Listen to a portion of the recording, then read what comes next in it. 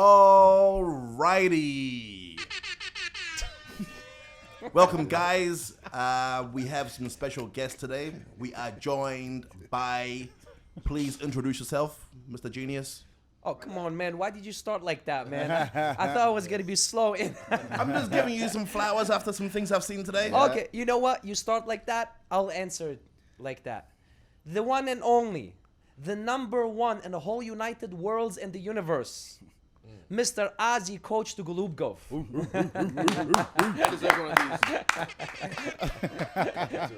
Next to him is the man that went up a weight class, secured the pirate treasure, took the O, and a bit of his identity. He is the captain now, Mr. Michael Venom Page.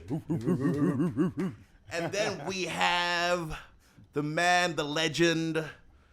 People are heartbroken, but this is not the end. He will rise like a phoenix from the ashes. Mr. Israel, the last style bender, Adesanya. Yeah. And to his left is Hassan. Did you do it with that? Introduce yourself. He kept you in suspense. No, I'm Jamal. What's going on? Oh, the sexy boy. Yo, Okay. come now. Oh, Jamal. All right, Barry Lowe. All right. We are coming off UFC Saudi Arabia fight night. The aftermath, the fights went how they went, but we'll start with you, Michael. How was your fight week? And let's talk about your performance. Yeah, you know what? Fight week for me, it was easier coming up a weight because obviously the weight cut, although I like to do it, intentionally like to do it in the same order and cut the same amount of weight. So coming to fight week, I'll probably lose about 4 kgs. Yeah. So I made sure I was literally about the same, cut 4 kgs just at a different weight. But it's just so much easier because my body's not under stress. I'm usually like 10 kgs lighter and having to cut from there. So yeah, I can't complain. I always enjoy being with the UFC staff. Like, I haven't even been there long, but I feel like these guys are family already. You can tell there's a tight unit there. There was a love and welcoming from them, and I just got there and just felt welcomed. Just feel the love from them, and every time I come back, I just love seeing them. And yeah, it's nice. And then so that went according to plan, and then obviously when I feel good. And you can, I feel like everyone can tell when I'm feeling myself. You know what I mean? Definitely different this time. Yeah. And then walking out into the crowd, had my walkout, had my track playing. Yeah, I was ready to go, man. I was just pumped to punch this guy in the face. So yeah. I saw it in the back because I was warming up, and like in the breaks, then I could like just catch glimpses. So then there was bits of brilliance I saw all the way, but I'm still gonna watch the fight itself when I get home and sit down, popcorn, and really enjoy the show. Yeah, I need to do the same to you, I'm telling you, man. People don't understand, like we said before the fight, how hard it is to walk out there with the confidence and know what you're gonna do and execute. So he did that, and again, Mumtaz. It was funny as well because like no one wanted to fight him, right?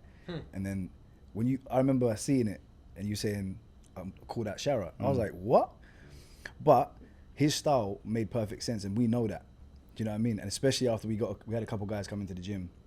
For sparring that were Glory World Champions, etc. And what Michael did then was just, it confirmed what we already knew, what he would do stylistically, that we knew respectfully, he wasn't the boogeyman for someone like Michael. Do you know what I mean? So then seeing you in fight camp, healthy, not having to cut so much weight, looking sharp, and then walking into fight and just chilled, and then walking out, there was this completely different aura, and you could see it in a fight. Yeah. One of the things that impressed me the most, you remember today I told you about this? I was wondering, with your explosiveness, will you be able to last with the same dynamics into the third round? And when I saw how you were blitzing into him in the third round, and especially when he tried to push the pace literally because he noticed the corner. I was listening through the little episodes that they were showing between the rounds, that they were telling him to go. And when he started pushing the pace, how much more dynamics you added. Is this something in training that you're able to do more than 3 rounds, or What is your limit with this? I have to say, like, the one thing about, for me, London Shoot, they train ridiculously hard, but they are advocates of fitness. They're like, fitness wins. Like, regardless if, you know, if you can be more talented than me, if I'm tough enough to kind of last and I'm fitter than you, eventually my skill level will be better than you. 100%. So yeah, these guys are constantly killing me. They know that I work predominantly from the bounce and my legs. Therefore, they have me doing so many drills over and over again. I was so happy to see that blitzing technique. Going back to my own career, when I used to compete, like I remember how much toll it takes every blitz that you make all out into the resistant opponent. And I was like, oh my God, I'm so fascinated to see how this unfolds. And man, I think I'm not the only one. Everybody was fascinated to see all those blitz, all those attacks, explosive attacks, and a little showboating. Yeah, always. That just shows I'm having fun, to be fair. Very good, I'm relaxed, yeah. And when you start having fun in there, doors That's it. just open. Yeah. That's when you're the most dangerous, though. Everyone knows that. Always. Yeah. Even in the gym, when I start playing music and start dancing, all my teammates are like, I'm a "Okay, piano turn comes- off. I'm a piano comes on. It's just, When I'm happy, I'm smiling, I'm dancing, it's a problem. Good. So, yeah, But nah. I think Easy beats you with the walkout. Nah. That one you did. That one in history. That's That the one, history. come on, you tapped everybody with that one. Don't you watch like me now? I've like I said in the beginning of the UFC, I wanted to make myself be known. I wanted my people to know who I am authentically, and I've done that. And now I don't like. I hate whenever they ask me these reporters ask me the same stupid questions. Like, what do you expect from the walkout? I'm glad this week I could just say, watch Michael Venom. He's gonna bring the show. He's gonna bring the show tonight. But yeah, now he's just got in the UFC. Same Third thing. fight. You watch. It's gonna expand the next one. Then I look forward to the next one. You know. One thing I will say, brilliant chess move from yourself after the loss to Ian Gary, identifying Shara as an opponent and someone that you knew you were levels above, booking that fight, getting that win in a weight class above what you're fighting, and now that just opens up even more options for you than what it would have done as to fighting a welterweight. 100%. So whoever was, 100%. About that. was that all you? Was that audio? Was that? No, it's the I say my coaches are very into that kind of stuff. He's art of war for him. But I tell even my teammates, like, you guys, when you come here, don't get me wrong, fighting is massively important, but learning how to market yourself and knowing what decisions to make is equally as important for your career. There's so many guys that they take the long path and it's great, but even I'm going to example like the Leon Edwards, the Bilal Muhammad's, although they got to that top position, it was a hard road and people don't really pay attention to them as much as they should. They don't give them the respect, but it's because they themselves are like, I'm good at fighting, and they are. But they need to understand that they need to be able to market themselves, promote themselves equally as effective as being good at thing. Or if not, find somebody, like you say, if I don't do it, I'll find someone that can do it. Find somebody that can help push you in that light. Yeah. But also, all that extra rounds, I call them, the bonus rounds to win, man, it requires so much self-confidence in order to play that game. In order to play the bonus rounds, pre-fight bonus rounds and post-fight bonus rounds. It takes confidence to do it, man. Yes, definitely. You know, it's not easy because you're gonna have to be answering those questions in a cage when the fists are thrown Yeah, at of you. course. But this is what I'm saying. I think all of us know that we do our work. And if you are sure about yourself in terms of, sometimes it might look easy what we do because we're very stylish. Sometimes it looks, we make it look so easy. That's hard work. That's pure hard. You don't necessarily get to see our training clips and what we have to go through. Even this camp, I got a crazy cold, like a mad cold. And it got to the point where my coach was like, we still have to do the work. Yeah.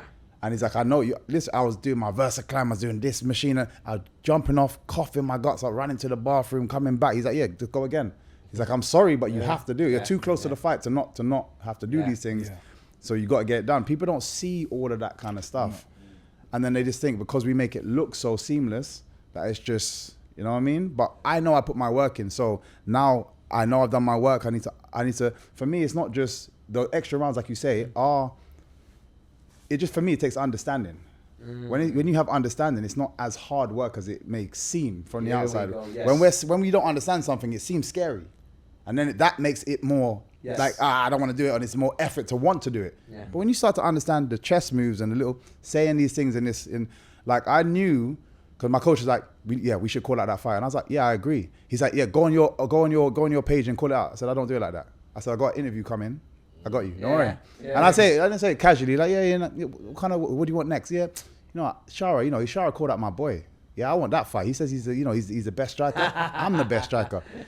Ariel was like, what? You Shara? I said, yeah. Bro, the second I came off the interview, about like a day later, Hunter was like, is this real? I was like, yeah. He's like, okay, I'll call you back.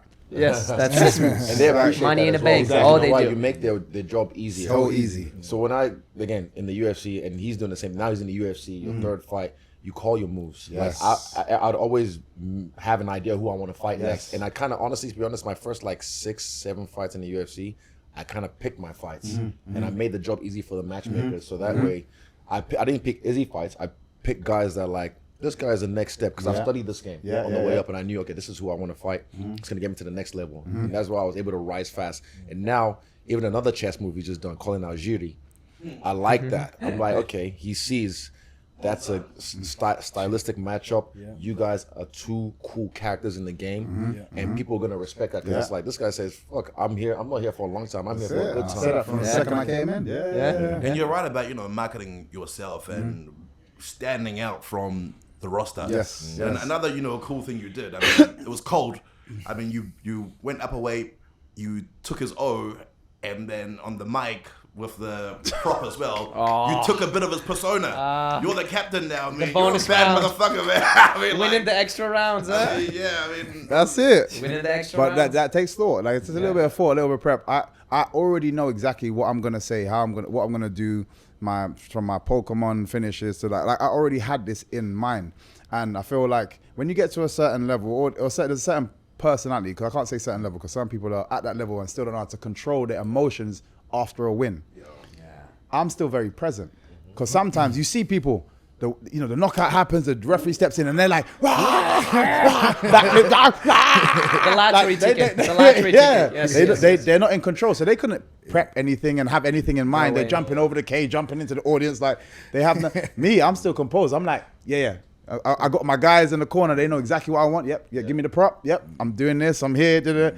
Now I can celebrate with a bit of, you know what I mean? But I'm still very present, and I know that we don't get a long time, like say wrestlers and stuff, on the mic and to be able to market ourselves. I have a very short window. Yeah. But I need to maximize it. I need people to, if you didn't even know my name, for years, I remember people coming to me, he's like, you're the Pokemon guy, innit? And I'm like, yeah, I guess so. Nice. But after today, I want everybody to see you two doing some grappling. Oh, bro. I was That impressed fun. watching you two, man. That was Brother. beautiful. Give him one right there. Come on, That's man. no. I was Real ninja shit. I was genuinely happy watching you two exchanging techniques, doing such a flow roll, and that man. fun adventure Yes, of yes. discovering one move after another. Man, we need to see that more in the cage. Come on.